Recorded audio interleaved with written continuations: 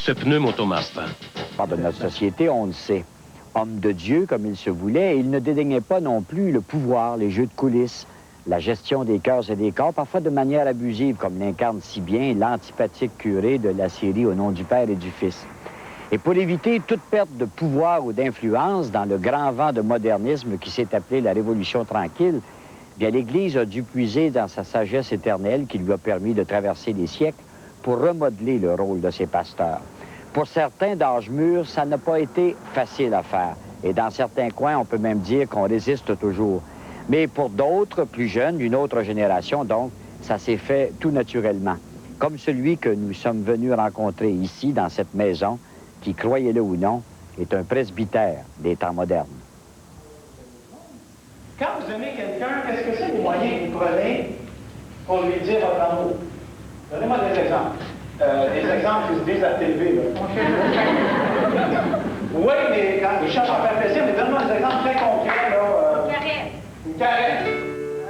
Nous voici à Ville-de-Laval, paroisse Saint-Urbain, une paroisse pas comme les autres. Une paroisse un peu perdue entre centre d'achat et autoroute, entre bungalow et HLM. Une paroisse où l'église est remplacée par un sous-sol, où le presbytère tient à peine dans un petit bungalow, où les cloches n'ont rien de très céleste. Alain Roy en est le curé. Je vous amène du côté du salon. Le salon, il faut dire qu'on est à l'étage de la résidence. Alors, c'est un lieu qu'on essaie autant que possible de réserver aux prêtres, aux résidents de la maison, de sorte qu'on puisse séparer les activités de la paroisse qui se tiennent généralement au sous-sol, du niveau supérieur où on peut avoir un minimum de tranquillité, parce que c'est important d'avoir un peu de vie privée quand même pour garder un certain équilibre et pouvoir servir les gens. Parce que nos journées sont très longues. Hein. Ça commence le matin vers 8h, 9h selon les jours, et ça s'étire facilement avec les réunions le soir jusqu'à 10h, 10h30. Juste en passant, ce n'est peut-être pas une gloire personnelle, mais je vous montre le seul trophée que j'ai gagné dans ma vie. C'est attribué au joueur dit le plus cochon au hockey, parce que je joue dans une équipe de hockey, Alain aussi d'ailleurs, l'équipe des Bons Diables, une équipe composée de prêtres et de futurs prêtres. Alors on se dirige vers le sous-sol. En passant, on voit les pantoufles là, que les gens utilisent quand ils viennent, par exemple, pour la célébration de la semaine. Et on se retrouve dans l'unique salle dont nous disposons, qui sert tout à la fois de chapelle, qui sert aussi de salle de réunion. Alors tout est amovible. Et puis, comme dans toute maison digne de ce nom, on a une salle à lavage. La nôtre est très polyvalente, c'est le fourre-tout de la maison. Bien sûr, les machines à laver, mais là, vous voyez dans quel état c'est. Vous avez l'aube qui côtoie les équipements de hockey, parce qu'on aime bien ce sport-là, la raquette qui traîne là. Et puis là, je vous fais une petite révélation. On va aller derrière le rideau. On pense toujours que la maison s'arrête ici, mais c'est pas le cas. On déplace le Seigneur quelques instants. Et puis, il y a une porte derrière qui conduit à une pièce qui est encore, comment dirais-je, qui n'a pas été finie, mais c'est devenu une sorte de petit gymnase pour nous, parce qu'on y a suspendu un sac de boxeur avec les gants qui l'accompagnent. Comme j'aime bien le contact physique, j'ai été habitué à ça plus jeune, j'aime cogner dedans de temps en temps. Alors, je me suis permis de faire l'acquisition d'un sac comme ça, mais ça, les paroissiens ne savent pas, pour la plupart. Ce jour-là, comme à tous les jours, Alain Roy célèbre sa messe quotidienne au sous-sol du bungalow, bien sûr. Mais ce jour-là n'est pas comme les autres pour tout le monde. Depuis quelques mois, la paroisse accueille un jeune stagiaire séminariste, Alain Faubert, 27 ans. Il sera bientôt prêtre. Ça en surprend quelques-uns. Disons que mes amis de gars et de filles ont d'abord voulu vérifier si je n'étais pas reviré sur le capot. Fait que, il y en a qui... On sait? Ouais, c'est ça. Il y en a qui m'ont sorti. On va t'amener prendre une bière, ça va te passer. Mais non, ça a été une réaction intéressante. Personnellement, c'est pas le rêve de mes parents que je devienne prêtre. C'est pas le rêve de mes amis. Disons, dans ma génération, c'est pas trop ça. T'sais. Mais il y a eu des bonnes réactions du style, c'est-tu vraiment ça que tu veux? Puis une réaction, le fun aussi, ça a été de dire, on t'appuie parce qu'on t'aime et qu'on te connaît. Alors, je vous remercie d'être venu. Il y a une heure, Alain n'était pas du tout nerveux. Là, il tient plus en place. Nerveux, il y a de quoi. C'est ce jour même qu'un groupe de paroissiens se réunit pour discuter de sa vie. Ils évaluent s'il est digne de devenir diacre, l'étape juste avant la prêtrise. C'est là que ça se passe. C'est comme le mariage. C'est là que je fais mon engagement au célibat. C'est là que je fais mon engagement à la prière à tous les jours. C'est là aussi où je fais ma promesse de communion avec l'évêque. Autrement dit, une espèce de vœu d'obéissance, mais une communion avec les préoccupations de l'évêque.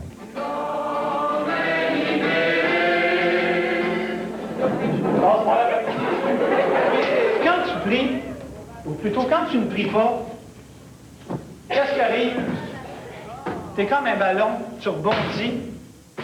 Actuellement, les gens disent Dieu, oui. Jésus, peut-être. L'Église, non. Chez les jeunes, en tout cas, là, c'est un peu leur credo actuellement. Ils ne sont pas prêts à, je dirais, à adopter l'Église. Mais Jésus, oui. Alors, je pense qu'il est tout à fait possible de parler de Jésus de façon crédible et compréhensible.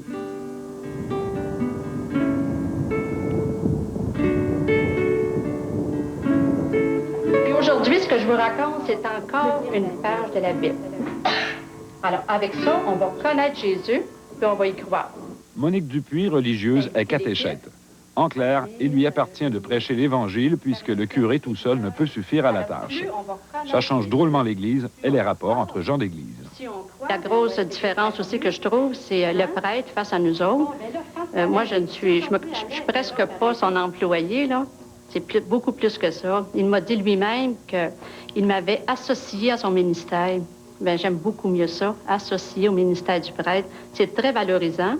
Et puis, ça fait ma place dans l'Église, vraiment. Puis, il me fait confiance 100%. Un serviteur devait 1000 pièces d'or à son maître. Comme il ne pouvait pas payer, le maître ordonna de le vendre, lui, sa femme et ses enfants. Depuis que Monique est là, qu'on mime les récits bibliques, comme Alain le fait aussi aux messes avec les enfants et même avec les adultes, et il nous pose des questions. Alors, c'est différent de ce que c'était autrefois quand le professeur faisait tout ou le prêtre faisait tout à la paroisse et qu'on ne participait pas. Mauvais serviteur, je t'avais remis toute ta dette parce que tu m'en avais... Oh non, parce que tu m'en avais... Je me souviens plus. Pas vrai. Faut pas que tu t'énerves avec ça. Puis si tu te trompes pas, on recommence ça, OK? Trempe pas, là, regarde. Oui, je sais. OK? Calme-toi un petit peu. Prends des grandes respirations. On fait vraiment en activité, mais on va comme embarquer dedans, comme si c'était vraiment nous autres, là. C'était vraiment nous, comme moi, j'étais la reine, le roi. Puis moi, c'est comme si j'étais vraiment dans mon rôle, comme si vraiment j'embarquais. C'est vraiment une grosse sensation. Mauvais serviteur, je t'avais remis toute ta dette parce que tu m'en avais supplié. On donne une image des curés, je veux dire, à la télévision, tout ça, mais lui, ce qu'il fait, ça a l'air... Est-ce que tu le trouves différent? Oui, beaucoup, beaucoup. J'aime mieux lui. Je sais pas, il y a quelque chose de spécial. Il est fin, il est tout, là, tu sais. Il y a quelque chose de spécial. Il est pas comme les autres. Il n'y a pas eu de compréhension pour l'autre. Mais des fois, ça nous ressemble un petit peu. Parce que nous autres, là, quand quelqu'un nous fait quelque chose, c'est grave. On a un gros travail à faire dans l'Église au point de vue de la communication du message, de la vulgarisation, du choix d'un vocabulaire plus adapté à aujourd'hui. Alors, on peut prendre un texte biblique tel qu'il est écrit dans la mesure où, par la suite, on peut le commenter en mots d'aujourd'hui. Je lui donne un clap. Regarde, soit la clap, mais il revient à sa position. Hein. Ça tombe bien, que je l'envoie dans ce sens-là. Ça tombe bien.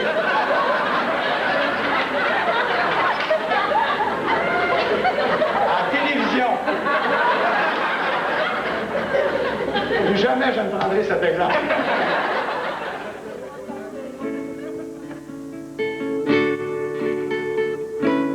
Les gens commencent à réaliser que l'horizon matériel ne peut pas être le seul horizon de leur vie, qu'ils portent en eux, veut pas, une dimension spirituelle et qu'ils doivent trouver des réponses à ces questions et de quoi désaltérer leur soif.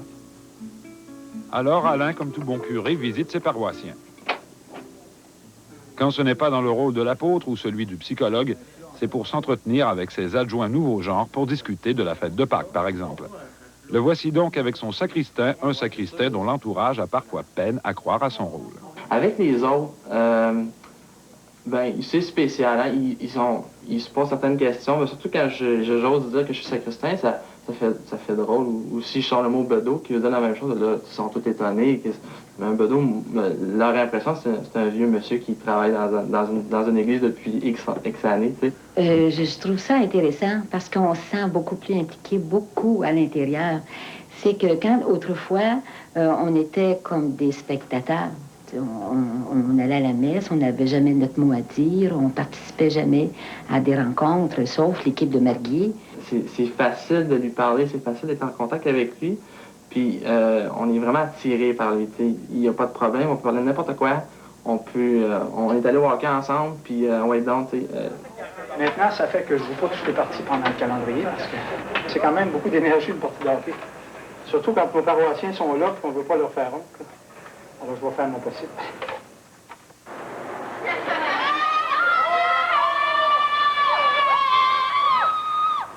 Les gens ont l'impression qu'un prêtre s'est assis dans son presbytère, puis ça attend que quelqu'un sonne pour demander un baptistère. C'est pas ça notre vie du tout. C'est une vie d'animation, d'organisation, de mise en place d'équipes qui vont elles-mêmes organiser des événements, des rassemblements. Ma tâche, moi, c'est de rassembler, faire connaître la parole de Dieu, guider les gens. Alors, ça m'amène à voir beaucoup de gens et j'ai besoin de me ressourcer. Alors, je vous ai apporté la communion, Mme Bellefleur, pour vous rappeler que le Seigneur se souvient de ceux qui sont malades, comme au temps où il marchait en Galilée. Et puis, c'est une nourriture sur votre chemin, sur le chemin de la maladie qui est long à parcourir des fois. Je suis très frappé par le nombre de personnes qui ont de la peine, du chagrin. Je fais un ministère de consolation qui me demande beaucoup de temps, que je trouve très gratifiant personnellement. Et le nombre de fois que des gens viennent pleurer ici, là, c'est remarquable. J'ai toujours une boîte de Kleenex pas loin et je la mets sur la table. Quand la personne aborde le sujet puis que je vois que ça va être assez douloureux, je sors ma boîte de Kleenex. Je veux qu'elle soit bien à l'aise de laisser aller ses sentiments s'il le faut. Et des hommes autant que des femmes, le corps du Christ. Je pense que globalement, comme Église, on s'en va vers une expérience qui va ressembler à celle de l'Église primitive où les chrétiens s'adjoignaient à la communauté, les nouveaux croyants s'adjoignaient à la communauté par parrainage, parce qu'ils avaient rencontré un autre chrétien qui les avait sensibilisés à la foi chrétienne, qui avait témoigné, qui les avait initiés. C'était comme ça à l'origine, à peu de détails près. Alors, j'ai l'impression qu'on s'en va vers ça et c'est mon espérance. J'aime pas bien ça! Les gens ont l'impression qu'on a sacrifié notre vie. Je ne suis pas un être sacrifié. Moi, je suis un être heureux, puis j'ai des amis, puis j'aime. Moi, je suis devenu prêtre par amour, pour vivre l'amour.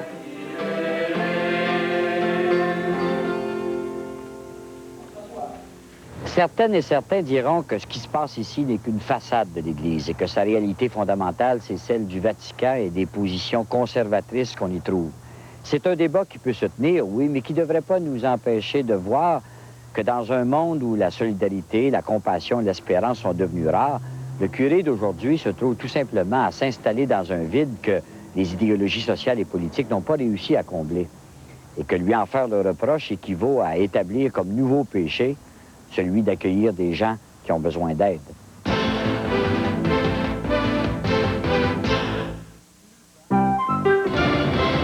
On les appelle Madame Curé, d'autres les appellent les servantes du bon Dieu, mais en fait, si on se rapporte à l'époque où on inscrivait leurs occupations sur les listes électorales, on les appelait les ménagères de presbytère. Ça existe toujours en 1993, mais disons que c'est une vocation en voie de disparition. Parce que d'abord, il y a de moins en moins de curés, mais aussi parce qu'il y a de moins en moins d'argent dans les coffres des fabriques paroissiales. Les fabriques les paient, oui, mais très peu. C'est plutôt de leur part un acte de bénévolat, ou si vous voulez, un acte de foi. Nous sommes allés à la rencontre de deux d'entre elles, l'une à Saint-Hyacinthe, l'autre ici à Saint-Mathias sur le Richelieu. Elles illustrent ensemble à la fois le degré de changement qui est intervenu dans ces auxiliaires indispensables, sans lesquels plusieurs curés seraient déjà morts de faim, mais aussi la force lourde de la tradition de l'Église quand il s'agit de la place réservée aux femmes. Place d'ailleurs dont elles ne se gênent pas pour discuter. C'est à Saint-Mathias, en montant la rivière. C'est à Saint-Mathias que nous sommes fiers de vivre. Dans ce coin de pays, en montant la rivière. Dans ce coin de pays où nous vivons en harmonie. J'aime bien aller m'asseoir proche de la rivière. Moi, je demeure près de la rivière. Alors, quand j'étais petite, on a toujours demeuré près de la rivière. Alors, la rivière Richelieu, elle a vu beaucoup couler nos peines et nos joies. Hein. Que moi, ça me tient bien à cœur. Notre Saint-Mathias. Alléluia, Alléluia, Alléluia. Moi, je me sens chez moi. Je me dis, Mimi, t'es dans la plus grande maison de la paroisse. T'as même la clé de la plus grande maison de la paroisse. Tu sais, moi, j'habite dans une petite maison. Alors, quand je suis dans l'église, des fois, je dis, mon Dieu, je pourrais venir rester ici, dans le jubé. mais je trouve ça, tu sais, je trouve ça merveilleux d'avoir, de rentrer dans cette grande maison. Cette église d'un âge plus que certain, elle a 254 ans bien sonnés. Micheline Saint-Amand y tient comme à la prunelle de ses yeux. Mimi s'occupe depuis 8 ans de la sacristie, prend soin de ce jardin de fleurs et de plantes, voit à ce que tout soit prêt pour la messe de Monsieur le curé. C'est la foi et l'amour de cette paroisse qui l'ont guidée vers cette belle demeure. Ils les firent arrêter et jeter publiquement en prison. Mais pendant la nuit, l'ange du Seigneur ouvrit les portes de la... Quand je suis dans le cœur, je me dis, hey Mimi, c'est pas croyable, t'es dans le cœur. Tu rêvais de ça, d'être dans le cœur. Moi, quand j'étais petite, même, j'aurais aimé être enfant de cœur pour avoir la petite soutane puis le beau surplis. Mais je trouve ça merveilleux que maintenant, ça soit plus accessible dans l'Église pour les femmes, qu'on soit plus appréciées. Là, vous payez la traite, c'est ça que vous Oui, dites? je me paye la traite quand je suis dans le cœur. Il lui arrive de sortir de cette église qu'elle aime tant pour aller distribuer la communion à des gens âgés, isolés, et leur apporter un peu de réconfort. Amen. Amen. Tout le travail que je fais, c'est pour les gens d'ici, c'est pour notre paroisse. Parce que si les gens ne s'entraident pas les uns les autres, il n'y aura plus rien qui va se faire dans les paroisses. Alors, il faut donner beaucoup de soi. Seigneur Jésus, envoyé par le Père pour guérir et sauver les hommes, prends pitié de nous. Prends pitié de nous. Je suis vraiment comme un vicaire. Comment je peux dire? Je donne la communion, je fais beaucoup de choses. Alors, le vicaire, il écrivait dans les registres, il faisait des certificats. Il était comme l'aide de camp du prêtre résident, que c'est lui qui avait plein pouvoir, et c'était son aide. Alors, je suis l'aide. Presbytère Saint-Mathias, bonjour. Moi, le terme ménagère, j'aime pas ce terme. Parce que pour moi, ça vient dans ma tête ménage. Et je me dis, j'aimerais mieux le terme assistante. Mimi ne réside pas au presbytère, mais elle y vient tous les jours.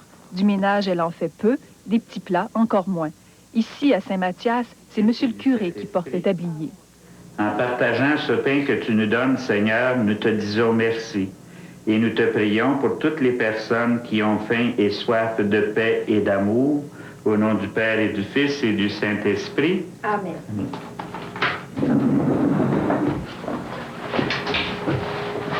C'est une tradition, la soupe le midi, ici. Ah oui, puis c'est toujours le curé qui l'a fait. C'est vous qui faites la cuisine?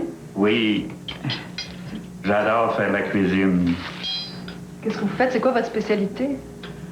Oh mon Dieu. Vous faites des gâteaux, en tout cas? Je fais des gâteaux, des tartes, du spaghetti, du rôti de bœuf. Je fais beaucoup d'expériences en même temps, des recettes nouvelles.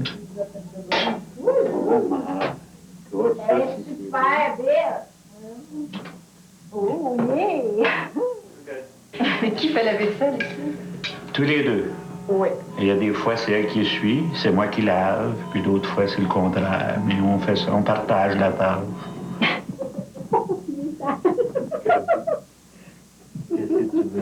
C'est pas un comme d'habitude, regardez. C'est très utile pour... Ah, elle est indispensable. Je pense que si j'étais tout seul, là, je pourrais pas arriver avec tout ce qu'il y a à faire ici. C'est un aide indispensable. Oui, votre collaboratrice. Oui, ma collaboratrice.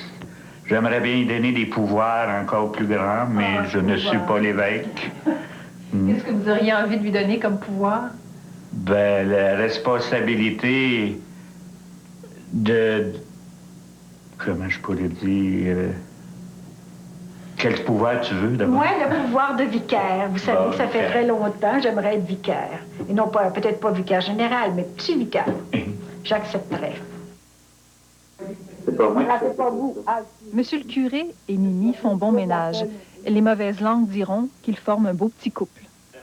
Il y en a beaucoup qui disent « Ah, il se passe des affaires dans les presbytères.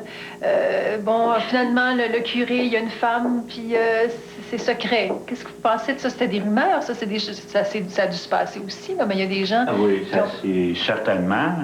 Les prêtres sont des humains, puis ça peut arriver, mais on peut pas dire que c'est en général. C'est des exceptions. Le ciel et la terre sont remplis de ta gloire. Hosanna. Dans chacun de notre vie, chaque personne a des moments difficiles à passer. Et il y en a qui s'accrochent au matériel, ils s'accrochent au jeu, à la boisson, toutes sortes de choses. Mais moi, c'était la foi. Le code. Dans ce coin de pays, en montant la rivière, dans ce coin de pays où nous vivons en harmonie.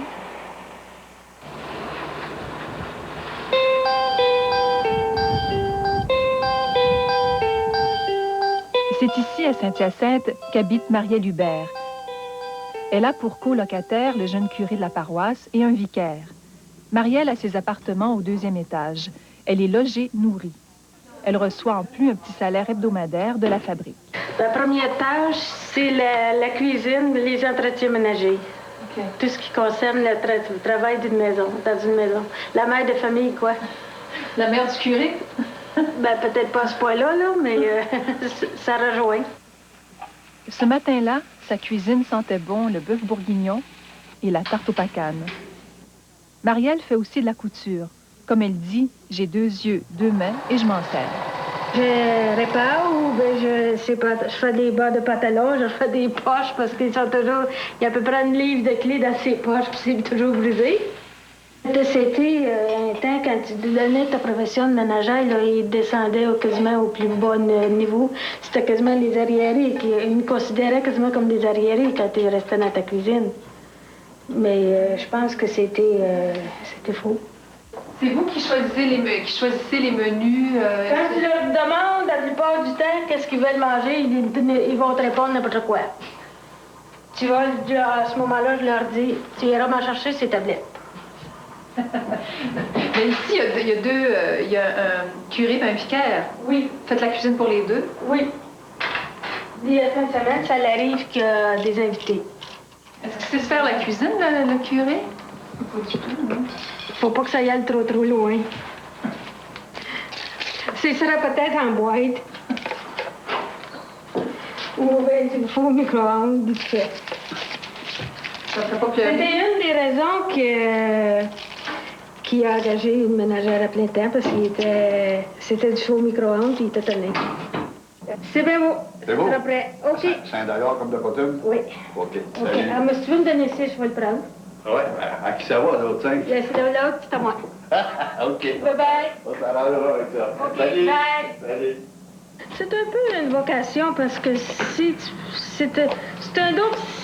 une vie de service à la communauté, pas seulement qu'au curé. La ménagère, on disait que c'était pour le curé, mais moi je vis pour la communauté, pas seulement pour... parce que je fais des choses en fonction de la communauté aussi. Bon, on fait les biens. On garde nos belles fleurs. On garde nos belles fleurs. C'est pas pire, on achète. Tant mieux. Parce que vous parlez beaucoup avec les gens, vous faites de l'écoute au téléphone? Ça l'arrive. J'en ai fait hier soir. Quel genre d'appel vous recevez? C'est des gens qui sont un peu déprimés, qui appellent puis qui voudraient avoir le secours, disons, parler avec le curé, mais le curé, comme qui est tellement occupé, il ne peut pas toujours répondre. Fait que disons qu'avec un petit peu d'expérience, ça arrive souvent que les gens, seulement qu'à attendre une parole, une écoute, c'est suffisant. Est-ce que c'est un travail solitaire? Sentez-vous Oui. seul, des fois? Oui. Mais comme je te dis, j'ai pris l'habitude au début, là, puis je m'en accomode bien parce que je vais souvent voir les malades à l'hôpital ici. Ça me coûte au moins 3 fois par semaine. Mais avec le temps, on s'habitue. Puis comme je te dis, je suis manuelle. Fait que ça m'aime mon temps. Les petites visites à l'improviste de son frère viennent aussi agrémenter son quotidien. Allô, t'es pas heureux de même aujourd'hui? Oh, les petites nouvelles fraîches. Les petites nouvelles fraîches, ah ouais, viens me compter ça. Les femmes sont très présentes dans l'Église, même si de nombreux postes clés leur échappent encore. Récemment, un sondage a révélé que la majorité des Québécois étaient pour l'ordination des femmes. Moi, je suis d'accord parce qu'il y a des femmes qui font un très bon ministère, qui seraient aussi capables que des hommes. Et derrière chaque homme, il y a toujours une femme. Je trouve que la femme, elle a une intuition que nous n'avons pas. Puis souvent, c'est ça, le monde se plaint que c'est masculin à l'Église. Bien, c'est un des hommes qui prépare ça. Il me semble, si on avait des collaboratrices, on partagerait bien la tâche, puis ça ferait qu'embellir l'Église. Les personnes âgées qui font vivre l'Église aujourd'hui sont pas prêts à ça. Les jeunes qui sont prêts, on les voit pas. Fait que ça, c'est pas compliqué, ça, de dire on est prêt, mais quand on n'est pas là, c'est pas dérangeant. Vous auriez pu travailler pour un curé, une femme curée? Si j'aurais pu? Oui. Pourquoi pas? Mais j'ai pas de barrière à ça.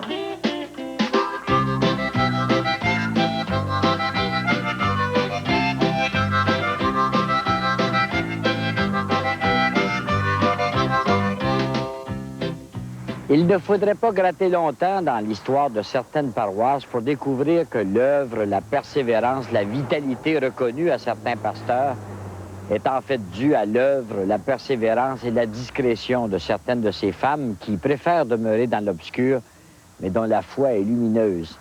Le truc, semble-t-il, c'est d'être sur la même longueur d'onde que son pasteur respectif, que de partager la même confiance à la communauté chrétienne et la même fidélité à l'espérance. Et quand en plus de ça, vous ajoutez un don spécial pour les tartes aux pommes, bien, ça vous donne des indulgences.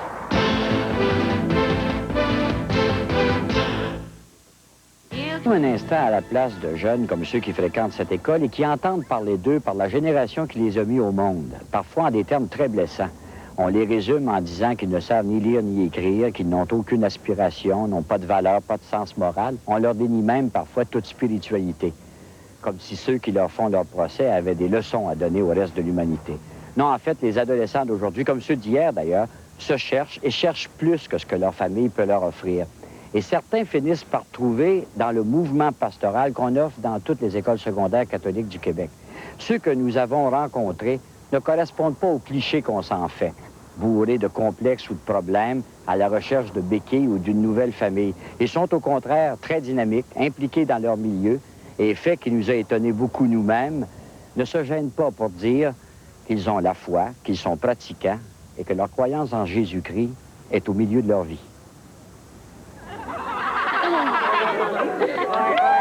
Qu'est-ce que tu penses de ça, toi, la religion puis la pastorale? Moi, je suis pas vraiment contre ça, mais moi, je crois pas à ça, là. Depuis que je suis petit, man, mes parents m'ont toujours envoyé à morale, là, puis j'ai jamais cru à ça. Moi, ça me dérange pas si les autres y croient à ça, mais moi, pour moi, y a rien, man. Est-ce que tu trouves que ça a sa place à l'école, la religion, puis toutes les activités? Bon, ouais, la religion, ouais, la pastorale. Je sais pas. Toi, qu'est-ce que tu penses de ça, la religion, la pastorale? Ben, la religion, ben, je trouve ça bien plate, la pastorale. J'ai aucune idée qu'est-ce que c'est parce que je suis pas que c'est chaud quand c'est ça. Toi, t'en fais pas partie de la pastorale? Non. Mais ceux qui en font partie, là, t'es trouves comment? Tu sais, il y a toutes sortes de clichés, hein? On dit c'est bon, c'est les nerds qui sont là-dedans. Ça, c'est vrai, ça? Ben, il y en a, là, mais c'est pas tout parce que, genre, mes amis sont là-dedans. puis ils sont pas connes. L'année passée, on avait envoyé à Amnesty International 300 $ pour aider la réinsertion sociale d'un ex-prisonnier marocain. Nous sommes dans le local de pastoral de l'école secondaire Monseigneur Parent à Saint-Hubert. Les élèves qui viennent ici quelques fois par semaine sont souvent jugés par leurs compagnons de classe. Plusieurs qualificatifs y passent, dont celui, comme ils disent, de têteux. C'est comme, nous autres, on s'appelle de même aussi les têteux de pasto, mais c'est comme en riant, on n'est pas... C'est pas dans le sens quétaine, vraiment, là. Ceux qui ils pensent ça, ils nous le disent pas, en tout cas. C'est qui ce midi qui a apporté un sandwich pour moi, là? Michel Larocque est animateur de pastoral. Son mandat lui vient directement de l'archevêché de Montréal. Cependant, histoire d'intéresser les jeunes, il ne parle pas seulement de religion pendant les rencontres. Pour nous, ici, à l'école, la manière d'aborder Jésus-Christ, l'Évangile, l'expérience religieuse, entre guillemets, c'est à travers des valeurs. Des valeurs, la paix, le respect de l'environnement, le respect de l'autre qui est devant toi. C'est une expérience de valeurs chrétiennes. Es-tu croyante? Toi, tu crois-tu à ça? Oui, mais je crois à ça, mais sauf que, tu sais, je vais pas dire « Ah, oh, Jésus, Jésus! » Je fais jamais ça. Est-ce qu'il y en a qui sont comme ça? Oui, il y en a. Qu'est-ce qu'ils font, juste? Ben, s'ils parlent tout le temps de Jésus, tu sais, puis hey, Jésus, c'est leur Dieu, puis tout ça, puis hey, s'il fait des miracles, puis... Pas pour toi. Non. Ah, il y en a qui ont de l'air nerd, là, puis ils sont ultra Jésus, là, je sais pas pourquoi, là, mais... Moi, il y en a d'autres qui sont bien corrects. Moi, je suis bien croyante, mais je suis pas de Jesus Power, je vais pas à l'église à tous les semaines. C'est rare que je vais, mais ça m'empêche pas de croire en Dieu puis en Jésus. Moi, je crois plutôt à des valeurs positives de la vie, comme la paix, le respect. Mais puis je crois aux valeurs positives dans la Bible, parce qu'il y a beaucoup de valeurs, mais je suis pas vraiment croyante en Jésus. Je crois plus aux valeurs, puis j'essaie de croire en moi, puis au respect des autres, puis tout ça. La pastorale, c'est surtout là, pour, je sais pas, aider les gens à trouver leurs propres valeurs, tu sais, comme être contre le racisme, la paix, les injustices. C'est ça, la pastorale, là. C'est pas Jésus, là. C'est ça qui est important de savoir, parce que c'est pas têteux, là. C'est super cool. On est toute une super gang, là, puis on se super du fun ensemble. Fait que moi, là, je dis au monde, là, qui trouve ça têteux, là, mais ils devraient embarquer pour savoir qu'est-ce que c'est. J'ai pensé dans le noir, pris comme un loup. Julie, Edith Anne, Geneviève sont en secondaire 3. Ce qu'elles retrouvent à la pastorale, c'est la possibilité de poser des gestes concrets d'aide humanitaire. À travers le programme Jeunes du monde, elles vivent leurs valeurs profondes. Les 5 valeurs du groupe, moi, c'est beaucoup mes valeurs à moi. Contre le racisme, je suis complètement contre ça. Je trouve ça niaiseux. Puis la pollution aussi, je trouve ça con. Puis c'est... Moi, je m'en vais chercher mes valeurs à moi là-dedans. Puis je fais des choses que j'aime, puis j'aide le monde, puis je trouve ça.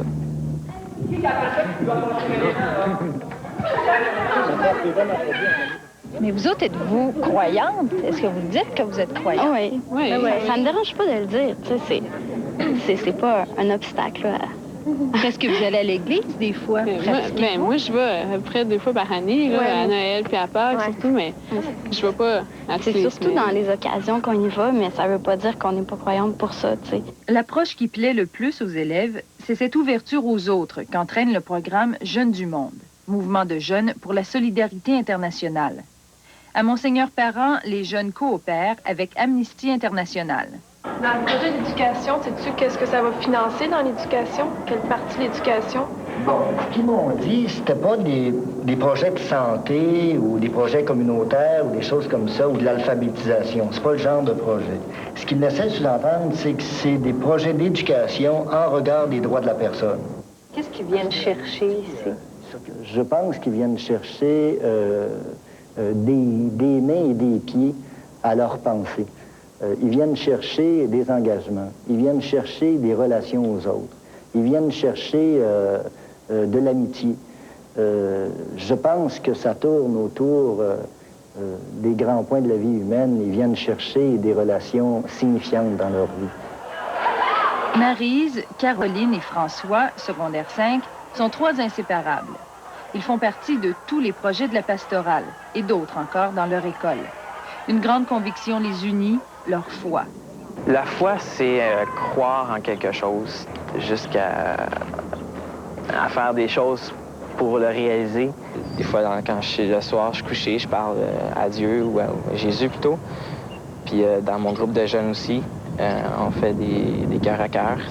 On se met tout ensemble, on se tient la main, puis on dit merci à Jésus, à Dieu, pour qu'est-ce qu'il nous a apporté, puis on lui raconte nos peines. La prière n'est pas la seule façon de manifester sa foi. L'implication sociale, le bénévolat sont les moyens que François et Caroline ont choisis pour mettre leur croyance en application. Une fois par semaine, ils viennent aider des petits du primaire à faire leurs devoirs après l'école.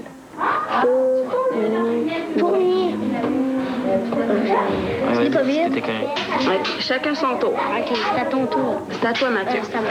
La reine du carnaval. As-tu l'impression de vraiment les aider? Oui, parce que je vois que... c'est sûr qu'à l'école, ils apprennent beaucoup plus que juste avec moi, mais à chaque fois, ils ont moins de misère. Gisèle Massé est directrice de l'école primaire Maurice Duplessis de Saint-Hubert. Puis est-ce que vous croyez vraiment qu'ils aident effectivement à... Oui.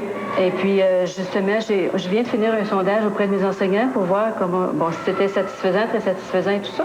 Et la majorité des enseignants disent que c'est très satisfaisant, que ça a apporté pour les enfants. Je sais bien que c'est pas moi qui va tout leur montrer. On n'a pas les formations de professeurs, là. Mais, juste d'être là avec eux autres, là, je pense que ça peut les aider un peu.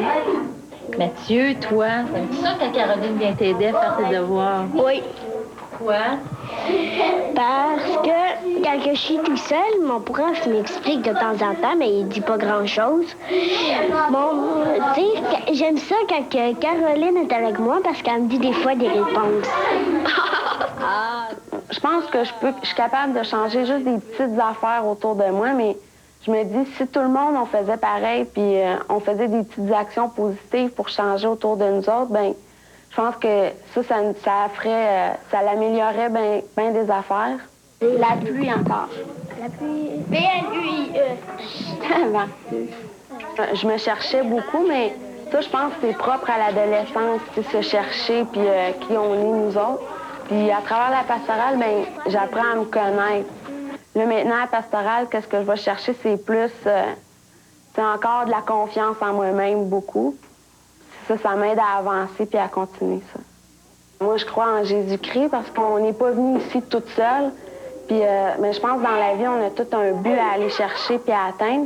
Quand ça va mal, ben j'aime ça, savoir que j'ai quelqu'un à qui me raccrocher. C'est peut-être un peu une petite béquille, mais je pense que c'est une petite béquille positive parce qu'elle m'aide à avancer vers l'avant, puis ça m'aide un peu à grandir, là, si on veut. Je trouve ça beau. J'ai trouvé ça étonnant que ces jeunes-là restent toute l'année, 2 fois semaine. Ils auraient pu faire plein d'autres choses. Puis ils se sont impliqués auprès des jeunes. Puis je pense que les enfants, ils ont senti comme des amis aussi. Plus peut-être même que comme un soutien pédagogique. J'étais contente de les voir arriver. Okay. Maryse est très impliquée dans le mouvement pastoral. C'est sa sœur Sophie qui l'a initiée. Maryse a une façon bien à elle de percevoir et de vivre la religion. Moi, quand je vois la grande croix avec le cadavre, c'est parce que j'appelle ça un cadavre un petit peu sur la tête, qui m'a appris ça que Jésus, quand il est sur la croix puis qu'il est tout noir, il a l'air d'un cadavre, puis c'est vrai qu'il a l'air d'un cadavre.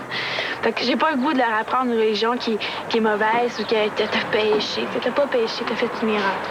C'est sûr qu'on n'a pas peur de parler de Jésus, là. Dans le fond, ça revient au même. C'est juste que moi, je crois à un Dieu, puis je dis que cet amour-là, ce respect-là, la paix, bien, dans le fond, c'est Dieu qui fait ça. C'est juste que moi, je mets ça dans ma tête, mais celui qui n'a pas Dieu puis qui fait tout ça, ben tant mieux. Tant mieux, c'est ça que je dis, tu sais. Hey, t'en mets bien trop épais, ma fille! Oh, mais... Rémi va te tuer. T'es croyante? Oui, je suis croyante, puis j'ai pas peur de le dire. Moi, ça fait partie de moi, c'est une partie de moi-même. Ça va pas un sans l'autre. Ça veut pas dire qu'il faut que chaque fois que quelqu'un me parle de quelque chose, je parle de Jésus. Sauf que si je suis ce que je suis, c'est un peu parce que je crois. Moi, je pense, là. Est-ce que tu dirais que tu es pratiquante? Pratiquante, pour moi, c'est à tous les jours. Pratiquante, c'est dans comment tu réagis face aux gens.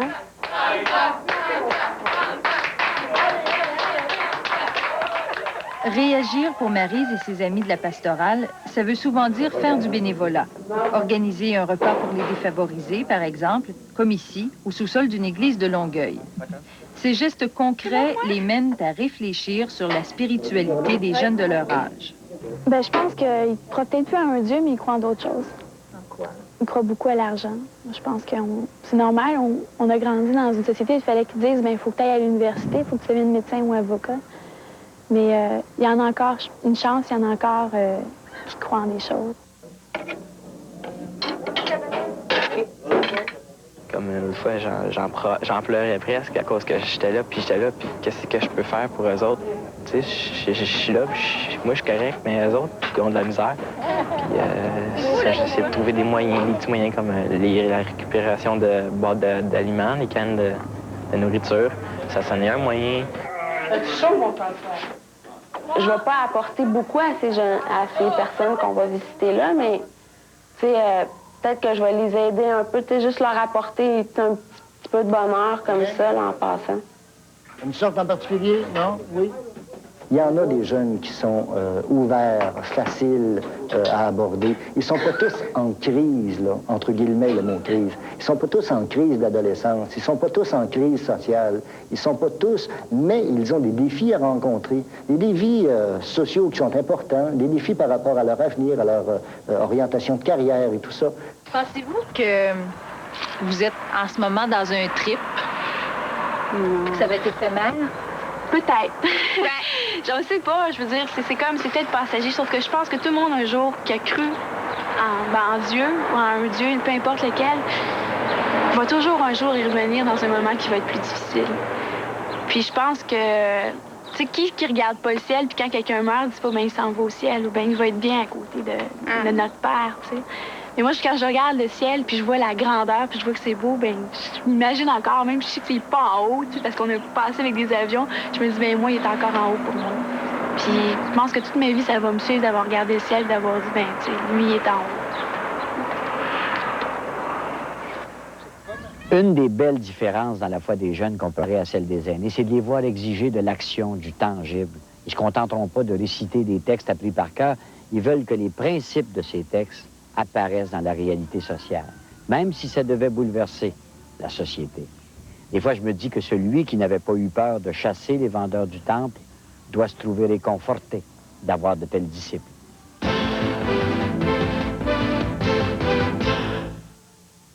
Au revoir, merci d'avoir été avec nous. La semaine prochaine, nous vous amenons au Mexique, découvrir la pollution au Mexico, le point de vue des Mexicains sur le libre-échange et la situation des droits de l'homme dans ce pays.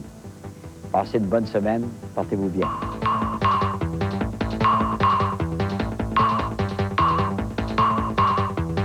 Dérobez un peu de plutonium et voyez les effets secondaires sur les forces de l'ordre. C'est le projet Manhattan, demain, 19h30.